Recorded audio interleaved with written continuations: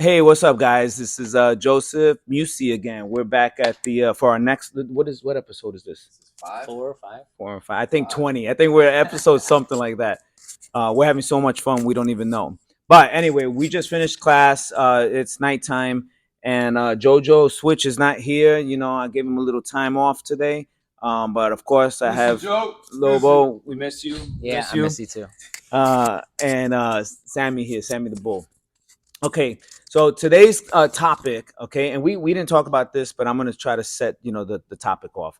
Today's topic is about generational curses and or generational blessings. Okay, so my take on this, okay, because I think sometimes people just get like superstitious and like, oh, be careful, it's the generational this, generational, and while I do believe that there are spiritual holds, generationally, whether it's going to be for the positive or the negative, there are some things that we can physically do to help the trajectory of our kids and their kids, right?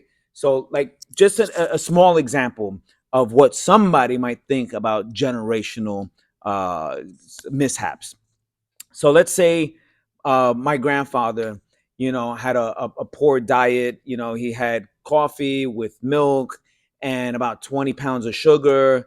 And then he had a donut. And then he was eating oily foods with his rice. And then he had a lot of greasy foods like you get the picture, right? And then he goes and he passes on in life because he was diabetic. First, he was pre-diabetic, and the doctors told him you should lay off the food. This is probably what you want to do. And he said, well, my grandparents ate like this, and so he continues to eat like that. Then he ends up getting diabetes, and then ultimately he gets sick, and then ultimately he passes away. And then now his kids, so my parents, kind of fall into the same thing. And then we fast forward, and they're pre-diabetic, and then they're diabetic. And then someone would say, man, it's just this generational, curse that we have. All our family dies of diabetes. And this is the part where I think that someone has to break the pattern and say, can we just time out for a second and let's just think about it? What did grandpa eat? What did great grandpa eat? What did mom eat? And let's just try to see, now that we live in the information age. So we understand the human body a little bit more. We understand how, the physiology in your body, the chemistry operates, and what certain organs do what. So I think we're a little bit more educated to think that this is just a generational curse. So, like, while yes, I do believe there are spiritual strongholds, I think something like this example, this is just something more common sense, and it just takes someone to kind of just jump off that track and change it and make a new course. That's my 2 cents. There are other things that I want to talk about with regards to generational stuff. That's just one example, but I'm curious to hear like you guys for sure. Yeah, no. Both my parents are from overseas, Palestine, so they grew up on olive oil and Greek yogurt and grape leaves and stuff like that. The good Yeah, stuff. so it tasted great, but didn't get you any of these, So yeah, so a lot of high protein meals here in America, Protein, even the protein bars aren't like right. real protein sources. So yeah, them moving here. I was very fortunate to grow up in America. Wow. Yeah, no, I could definitely relate to what Coach was saying here with the alcohol. I'll throw it into that way. Yes. I've heard this so much. Even in my own family, oh, don't blame him too much. Like, let's say my cousin. Don't blame your cousin so much. He's got the alcohol in his blood. His father, his grandfather, they all drank. Really? They all drank. And I'm Oh, like, I heard the opposite. That's Really? bullshit, because my father, Pops, you ain't seeing this anyway. So, my Pops. He doesn't know this page exists. Yeah, he doesn't even watch none of this. So, he done all the drugs, coke, weed, everything. And you know what? It's just about us. At the end of the day, I don't do that shit, I've played around. I've messed up in the past, yes. But that was just me being like him. Not that it's in my DNA to just do this. No, man, you just got to snap out of it. You just fell for the same trap he did. Exactly. And that's what it is. We got to break the chain. It takes a bigger man, a bigger person to be able to break this Exactly. shit, you know? And it starts to become like, I'm sorry, it starts to become like almost an excuse, you know, because your parents do that when you're younger, right? You're gonna be like your father. He was a loser. He was a this and he was a this. You're right, And mom. yeah, I'm sorry. I'm gonna be like dad. And it's like you know when especially words have power, right? So like you know her parents probably were saying that, and then their parents were saying that, and again there is not, we're multifaceted people. So like yes, spiritually we're affected by that because maybe the surroundings, but then you know there's this the psychology of it, you know. So psychologically it's like, man, I'm always hearing you know this from my family, and so maybe it's true. And then you have you know sociology, you know, like okay, the 10 people that I'm around that I grew up with, their parents were divorced also, and their parents were saying this, and so it must be true. And this is where I think that we all fall short of our responsibility.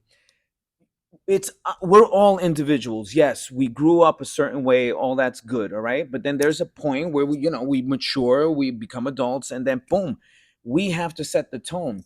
And listen, no and what I'm saying now, like, so mom and dad, this is you did a great job with me with what you could, but you know I want to be a better parent to my kids, and I'm hoping that my kids want to be an even better. Sheesh, by the time the third generation comes, I'm hoping that our great grandkids are like, wow, we got the best parents in the whole wide world, because you want to do that. And we all live in the same world. You know, there's ups and downs, there's hiccups, there's bad things that happen, there's good things that happen. There's job loss, there's job, you know, fulfillment. There's ups and downs, and we can't use that and have the same excuses that our ancestors had, you know, and as far back as even just our parents and great grandparents. And to me, that's when I say this generational curse and this generational blessing. It's like, yes, there is some spiritual truth to that, but if you just awaken or renew your mind, you can see clearly that there is a different way. You don't have to go that way. And that's with diet, that's with everything, or like you said, with alcohol. And Or even the way you guys treat each other. Like my yes, family, they treated the females like very yeah, very protective over them, and I don't not like that. So yeah, I yes, exactly. definitely You broke the pattern. yeah I definitely broke that pattern. Yeah, yes, exactly. You break the pattern, and it's like, but just even speaking on that point, right? Uh, your parents, hey, Billy, you dumb piece of, you know, what's wrong with you? You can't effing bleep, pop, beep, poop, you know, truck driver stuff, right? And then you get in trouble in school because you cursed, and then you go home and they're like, "Oh, I heard you effing cursed, you know, dummy, you piece of, you know, like this is what you do. I raised you to be right, and you go, and they don't hear themselves. They learned that because they were getting it at home, and now they're getting in trouble for the thing that they see every day at home, and then something psychologically happens here, so they feel they have to repress themselves because mom and dad are going to get mad when I curse at people, but I see them curse all the time, and it's confusion. And then so you are raised, now you raise your kids to be like that, and at the end of the day, really we have the power, the responsibility to just change that. And if you're not up on science, I mean, this is no new thing. It's at least 10 years old, at least, you know, epigenetics. So like while there are genes that are expressed in our cells in our body that can be hereditary on certain biological levels, there's epigenetics, and there are things that the genome can change. Okay, but it's something that you kind of have to take hold of and want to do. I'm gonna give it back to you, but I'm curious to hear like because this is more like cultural, like Yeah, what you were talking yeah. about.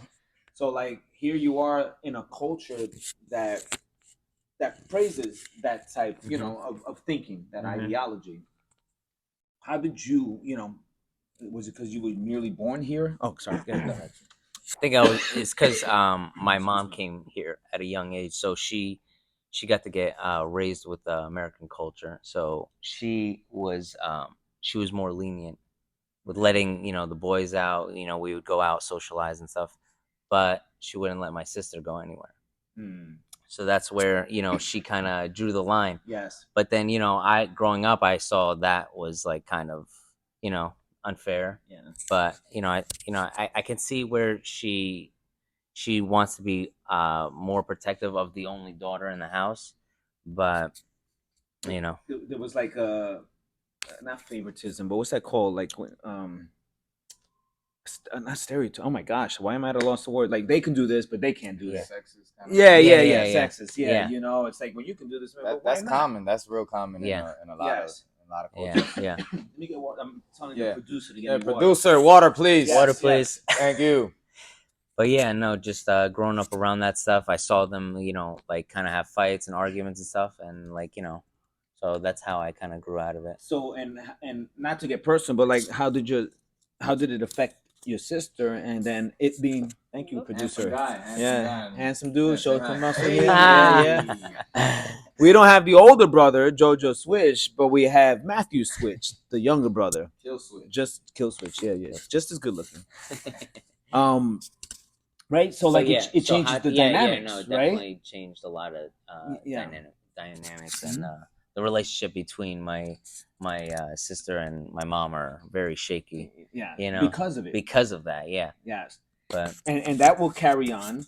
So your sister may not be like your mother in that way, but she's going to be so opposed to being like that she'll start off a whole set of different, and she's going to be so staunch on a different set of rules, and you know, God forbid, then to her kids, and this cycle just never ends. The whole mom and daughter, daddy, and then because of that, when I feel like all of this can be taken care of if you just take personal responsibility, and especially if you're going to be a productive citizen in the world, that's a leader, someone that's going to lead. It's like, you know, you got to kind of bite the bullet. You got to be the one that takes the punches, you know, and all of the backlash of, you know, like, well, your family never did it like that. Look at you, you know. And it's like, but when does it stop then? Like, when do we stop the curse? So we grew up like kind of in the barrio, you know, like poor. Like, how do you think this whole generational? You hear people talk about generational wealth. Like, how do you think it affected your psyche or anybody that you may know in a different way? You know, to just say like, well, you know, we're just poor. You know, that's what we were born into. It's just the way it is. No, we definitely you said a lot right there. Like that is exactly how we grow up in the projects, and it's just like, well, you know, it must be nice. You know, I've made videos on that whole thing. It must be nice to have money. My father to this day talks like that. I'd be like, shut up, man. Yeah. You know what I mean? Like, cut that out.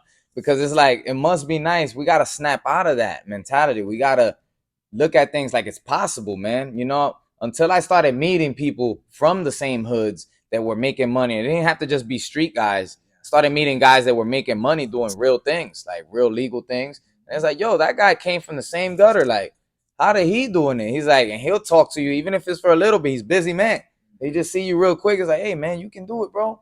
You can do this too. This is nothing. You just don't think like everybody.